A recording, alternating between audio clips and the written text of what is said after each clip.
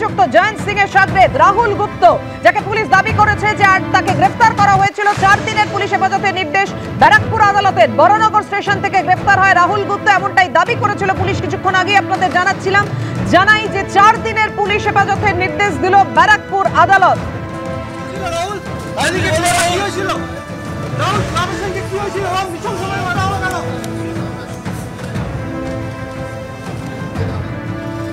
আড়িয়াদাহ কাণ্ডে অভিযুক্ত জয়ন্ত সিং এর সাগরেদ রাহুল গুপ্ত, তার 4 দিনের পুলিশ হেফাজতের নির্দেশ দিল ব্যারাকপুর আদালত। তালতলা স্পোর্টিং ক্লাবে নৃশংস অত্যাচারের ঘটনায় পাকড়াও হয় রাহুল গুপ্ত, জয়ন্ত সিং এর সাগরেদ। আর এদিকে আড়িয়াদাহ কাণ্ডে অভিযুক্ত জয়ন্ত সিং এর সাগরেদ রাহুল গুপ্তকে আদালতে পেশ করা হলো। বড়নগর স্টেশন থেকে গ্রেফতার করা হয় রাহুল গুপ্তকে, দাবি পুলিশের। তালতলা স্পোর্টিং ক্লাবের নৃশংস অত্যাচারের ঘটনায় পাকড়াও রাহুল গুপ্ত। ভাইরাল ভিডিওয় জয়ন্তের সাগরেদ রাহুল গুপ্তকে দেখা যায়। ঘটনার পর থেকে বিভিন্ন জায়গায় গা ঢাকা দিয়েছিলেন রাহুল। পুলিশ সূত্রে দাবি করা হচ্ছে তাকে পাকড়াও করা হয়েছে। তালতলা স্পোর্টিং ক্লাবের নৃশংস অত্যাচারের ঘটনায় বড়নগর স্টেশন থেকে গ্রেফতার করেছে পুলিশ রাহুল গুপ্তকে, এমনটাই দাবি পুলিশের।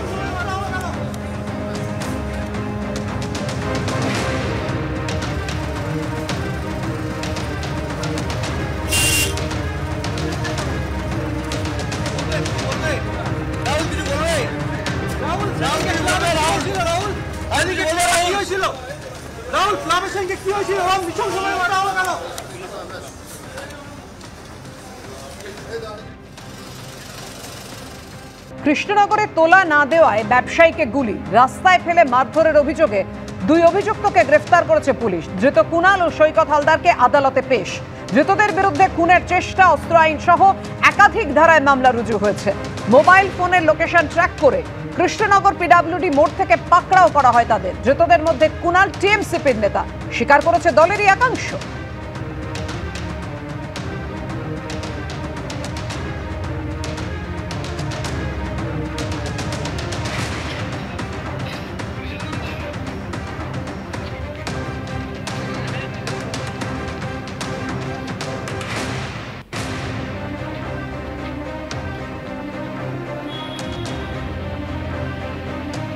কৃষ্ণনগরে তোলা না দেওয়ায় যেভাবে মাছের এক ব্যবসায়ীকে গুলি করা হয় এবং একের পর এক, একবার দুবার নয়, বারবার লাথি মারা হয় তাকে, প্রাণ ভিক্ষা চাওয়ায় তাকে রেয়াত করা হয়নি, সেই অভিযোগে গ্রেফতার 2 অভিযুক্ত। ধৃত কুনাল ও সৈকত হালদারকে আদালতে পেশ করা হয়েছে। ধৃতদের বিরুদ্ধে খুনের চেষ্টা, অস্ত্র আইন সহ একাধিক ধারায় মামলা রুজু হয়েছে। মোবাইল ফোনের লোকেশন ট্র্যাক করে কৃষ্ণনগর পিডব্লিউডি মোড় থেকে পাকড়াও করে পুলিশ। আর ধৃতদের মধ্যে কুনাল টিএমসিপির নেতা, দলেরই একাংশ সে কথা স্বীকার করেছে।